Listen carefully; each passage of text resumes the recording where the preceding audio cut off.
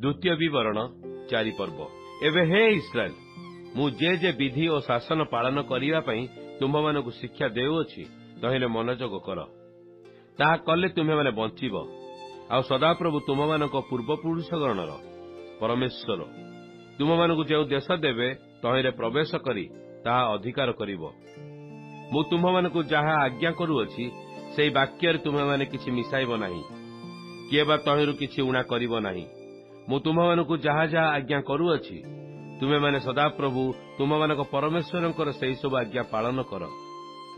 बालपियर विषय रे सदाप्रभु जहा कले ताहा तुम मानक चक्षु देखिअछि, कारण सदाप्रभु तुम मानक परमेश्वर बालपियर पश्चातगामी समस्त लोकंकु तुम मध्यरु विनष्ट करिअछंती।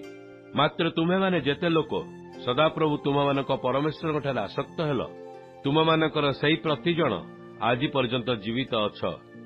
देख सदाप्रभु मोर परमेश्वर मते जेपरि आज्ञा देले मु तुम मानक सेहीपरि विधि और शासन शिक्षा देइअछि। तुमे माने जो देश अधिकार करने जाऊअछ तही मध्य तुम मानक तदनुसार व्यवहार करने को हेब। एणु तुम्हें माने ताहा सबु पाळ ओ कर, कारण नाना देशीय लोक मानक साक्षात यह ही तुम मानकर ज्ञान और वृद्धि स्वरूप हेब। सेमाने एसबु विधि शुणी कहिबे, एही महागोष्ठी नित्यांत ज्ञानवान और बुद्धिमान लोक अटंती। जेहेतु आम्भे माने जेकोसी समय प्रार्थना करूँ से समय सदाप्रभु आम मानक परमेश्वर जेपरि आम मानक निकटवर्ती हुअंती सेपरि आउ केउ महागोष्ठीर परमेश्वर सेमानक निकटवर्ती हुअंती। पुणी मु आज तुम मानक साक्षात जे समस्त व्यवस्था देउअछि ताहा तुल्य यथार्थ विधि और शासन आउ केउ महागोष्ठीर अछि। केवल निज विषय सावधान हुओ और निज प्राण को जत्नपूर्वक रक्षा कर, नइले जहा तुमर चक्षु देखिअछि ताहा तुमे कि पासरी जीव और ताहा जावज्जीवन तुम हृदय लोप पाइब। मात्र तुम्भे अपना पुत्र पौत्र मानकु ताहा शिखाओ। जो दिन तुम्भे हेरोबरे सदाप्रभु तुम परमेश्वर छामुरे छिड़ा होइथिल, सेतबेले सदाप्रभु मते कहिले, लोक मानकु आंभ निकटरे एकत्र कर, आंभे अपना वाक्य सेमानकु सुनाइबा। तहिरे सेमाने पृथ्वी रे जावज्जीवन आंभकु भय करिबाकु शिखिबे और अपना संतान मानकु शिक्षा कराइबे। तहु तुमे माने निकटवर्ती होई पर्वत तले छिड़ा हेल। सेई समय से पर्वत अंधकार मेघ और घोर तिमिर व्याप्त होई गगनर मध्य पर्यंत अग्नि रे जलिला। सेतेबेले सदाप्रभु से अग्नि मध्यरु तुम मानक प्रति कथा कहिले। तुमे माने वाक्यर शब्द शुणिल, मात्र कौनसी मूर्ति देखिल नाही। तुमे माने केवल शब्द शुणिल। पुणी से आपणार जो नियम पालन करिबा पई तुम मानक आदेश कले, आपणा से नियमर 10 आज्ञा तुम मानक प्रति प्रकाश कले, आउ से 2 प्रस्तर पटारे ता लिखिले। पुणी तुमे माने जो देश अधिकार करने को पार होई जाउछ से देश रे तुम मानकर पालनीय विधि और शासन सकल तुम मानकु शिखाइबा पई सदाप्रभु सेही समय रे मते आज्ञा देले। ए निमंते तुमे माने आपण आपण प्राण विषय रे अतिशय सावधान हुओ, कारण जो दिन सदाप्रभु होरेबरे अग्नि मध्यरु तुम मानक सहित कथा कहिले से दिन तुमे माने कौनसी मूर्ति देखिल नाही। नहिले तुम माने आपण मानकु भ्रष्ट करी पुरुष कि स्त्री रो मूर्ति कि पृथ्वीस्थ कौनसी पशुर मूर्ति कि आकाश रे उड़ंता कौनसी पक्षीर मूर्ति कि भूचर कौनसी उरगामी जंतुर मूर्ति कि भूमिर निचस्थ जलचर कौनसी जंतुर मूर्ति करी आपण मानक निमंते कौनसी खोदित प्रतिमा निर्माण करिवो। केवल सदाप्रभु तुम मानक परमेश्वर जे मानक समुदाय आकाशमंडलर अधस्थित समस्त देशीय लोक मानक निमंते नियुक्त करिअछंती, एपरि सूर्य और चंद्र और तारा प्रभृति आकाशर समस्त बाहिनी प्रति ऊर्ध्व दृष्टि करी अनाइले। भ्रांत होई तुमे माने सेमानकु प्रणाम करिवो और सेवा करिवो। मात्र तुमे माने आज दिनर परी जेपरि सदाप्रभुक अधिकार लोक हुओ, एथिपाई से तुम मानकु ग्रहण करिअछंती और तुम मानकु लुहा भाटी स्वरूप मिस्ररु उद्धार करी आनिछंती। आउरी सदाप्रभु तुम मानक सकाशे मो उपरे क्रोध कले। पुणी मु जेपरि जर्दन पार होई न जीवी और सदाप्रभु तुम मानक परमेश्वर तुम मानकु जे देश अधिकार करने को देबे ସେହି ଉତ୍ତମ ଦେଶରେ ମୁଁ ପ୍ରବେଶ ନ କରିବି ଏଥିପାଇଁ ଶପଥ କଲେ। ଏଣୁ ଏହି ଦେଶରେ ମୁଁ ମରିବି, ମୁଁ ଜର୍ଦ୍ଦନ ପାର ହୋଇ ଯିବି ନାହିଁ, ମାତ୍ର ତୁମେମାନେ ପାର ହୋଇଯିବ ଓ ସେ ଉତ୍ତମ ଦେଶ ଅଧିକାର କରିବ। ତୁମେମାନେ ଆପଣା ବିଷୟରେ ସାବଧାନ ହୁଅ, ନହେଲେ ତୁମମାନଙ୍କ ସହିତ ସ୍ଥିରୀକୃତ ସଦାପ୍ରଭୁ ତୁମମାନଙ୍କ ପରମେଶ୍ୱରଙ୍କ ନିୟମ ତୁମେମାନେ ପାଶୋରି ଯିବ ଓ ସଦାପ୍ରଭୁ ତୁମ ପରମେଶ୍ୱରଙ୍କ ନିଷିଦ୍ଧ କୌଣସି ବସ୍ତୁର ପ୍ରତିମୂର୍ତ୍ତି ବିଶିଷ୍ଟ ଖୋଦିତ ପ୍ରତିମା ନିର୍ମାଣ କରିବ। କାରଣ ସଦାପ୍ରଭୁ ତୁମ୍ଭ ପରମେଶ୍ୱର ଗ୍ରାସକାରୀ ଅଗ୍ନି, ସଗୌରବ ରକ୍ଷଣ ଉଦ୍ୟୋଗୀ ପରମେଶ୍ୱର ଅଟନ୍ତି। ତୁମେ ସେହି ଦେଶରେ ପୁତ୍ର ପୌତ୍ରଗଣକୁ ଜନ୍ମ ଦେଇ ବହୁକାଳ ବାସ କଲା ଉତ୍ତାରେ ଯେବେ ତୁମ୍ଭେମାନେ ଆପଣମାନଙ୍କୁ ଭ୍ରଷ୍ଟ କରି କୌଣସି ବସ୍ତୁର ପ୍ରତିମୂର୍ତ୍ତି ବିଶିଷ୍ଟ ଖୋଦିତ ପ୍ରତିମା ନିର୍ମାଣ କରିବ ଓ ସଦାପ୍ରଭୁ ତୁମ୍ଭ ପରମେଶ୍ୱରଙ୍କୁ କ୍ରୁଦ୍ଧ କରାଇବା ପାଇଁ ତାହାଙ୍କ ସାକ୍ଷାତରେ ଦୁଷ୍କର୍ମ କରିବ, ତେବେ ମୁଁ ଆଜି ତୁମମାନଙ୍କ ପ୍ରତିକୂଳରେ ସ୍ୱର୍ଗ ଓ ମର୍ତ୍ତ୍ୟକୁ ସାକ୍ଷୀ କରି କହୁଅଛି, ତୁମେମାନେ ଯେଉଁ ଦେଶ ଅଧିକାର କରିବାକୁ ଜର୍ଦ୍ଦନ ପାର ହୋଇ ଯାଉଅଛ, ସେହି ଦେଶରୁ ଶୀଘ୍ର ନିଃଶେଷ ରୂପେ ବିନଷ୍ଟ ହେବ। ତୁମେମାନେ ତହିଁ ମଧ୍ୟରେ ଦୀର୍ଘ ପରମାୟୁ ପାଇବ ନାହିଁ, ମାତ୍ର ନିର୍ମୂଳେ ଉଚ୍ଛିନ୍ନ ହେବ। ପୁଣି ସଦାପ୍ରଭୁ ଅନ୍ୟ ଦେଶୀୟ ଲୋକମାନଙ୍କ ମଧ୍ୟରେ ତୁମମାନଙ୍କୁ ଛିନ୍ନ ଭିନ୍ନ କରିବେ।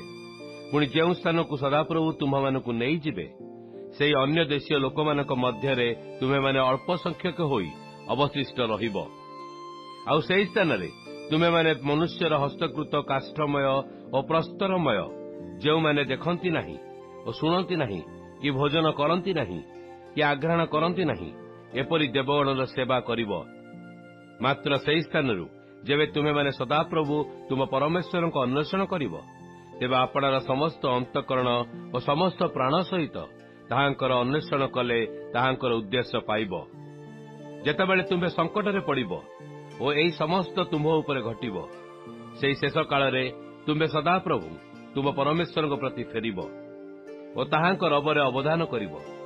ଯେହେତୁ ସଦାପ୍ରଭୁ ତୁମ୍ଭ ପରମେଶ୍ୱର ଦୟାଳୁ ପରମେଶ୍ୱର ଅଟନ୍ତି, ସେ ତୁମକୁ ତ୍ୟାଗ କରିବେ ନାହିଁ କି ତୁମକୁ ବିନଷ୍ଟ କରିବେ ନାହିଁ, କିମ୍ବା ଶପଥ ଦ୍ୱାରା ତୁମ୍ଭ ପୂର୍ବପୁରୁଷମାନଙ୍କ ନିକଟରେ ଯେଉଁ ନିୟମ କରିଅଛନ୍ତି ତାହା ବିସ୍ତୃତ ହେବେ ନାହିଁ। ପରମେଶ୍ୱର ମନୁଷ୍ୟକୁ ପୃଥିବୀରେ ସୃଷ୍ଟି କରିବା ଦିନାବଧି ତୁମ୍ଭ ପୂର୍ବଗତ କାଳକୁ ଓ ଆକାଶମଣ୍ଡଳ ଏକ ପ୍ରାନ୍ତରରୁ ଅନ୍ୟ ପ୍ରାନ୍ତ ପର୍ଯ୍ୟନ୍ତ ପଚାର, ଏହି ମହାକାର୍ଯ୍ୟ ତୁଲ୍ୟ କି ଆଉ କୌଣସି କାର୍ଯ୍ୟ ଅଛି? ଅବା ଏ ପ୍ରକାରେ ଶୁଣାଯାଇଅଛି?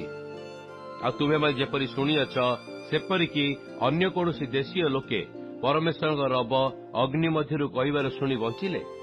କେବଳ ସଦାପ୍ରଭୁ ତୁମ୍ଭମାନଙ୍କ ପରମେଶ୍ୱର ମିଶରରେ ତୁମ୍ଭମାନଙ୍କ ସାକ୍ଷାତରେ ଯେ ସକଳ କର୍ମ କରିଅଛନ୍ତି, କି ତଦନୁସାରେ ପରୀକ୍ଷା ସିଦ୍ଧ ପ୍ରମାଣ ଦ୍ୱାରା ଓ ଚିହ୍ନ ଦ୍ୱାରା ଓ ଆଶ୍ଚର୍ଯ୍ୟ କର୍ମ ଦ୍ୱାରା ଓ ଯୁଦ୍ଧ ଦ୍ୱାରା, ପରାକ୍ରାନ୍ତ ହସ୍ତ ଦ୍ୱାରା ଓ ବିସ୍ତାରିତ ବାହୁ ଦ୍ୱାରା ଓ ଭୟଙ୍କର ମହାକର୍ମ ଦ୍ୱାରା ଅନ୍ୟ ଦେଶୀୟ ଲୋକମାନଙ୍କ ମଧ୍ୟରୁ ଆପଣା ନିମନ୍ତେ ଏକ ଗୋଷ୍ଠୀ ଗ୍ରହଣ କରିବାକୁ ଆସି ଉପକ୍ରମ କରିଅଛନ୍ତି।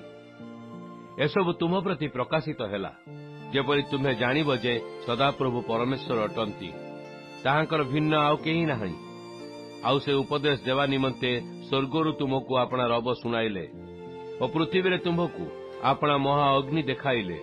ତୁମେ ଅଗ୍ନି ମଧ୍ୟରୁ ତାହାଙ୍କର ବାକ୍ୟ ଶୁଣିଲ। ସେ ତୁମର ପୂର୍ବପୁରୁଷମାନଙ୍କୁ ସ୍ନେହ କରିବାକୁ ସେମାନଙ୍କ ଉତ୍ତାରେ ସେମାନଙ୍କ ବଂଶକୁ ହିଁ ମନୋନୀତ କଲେ।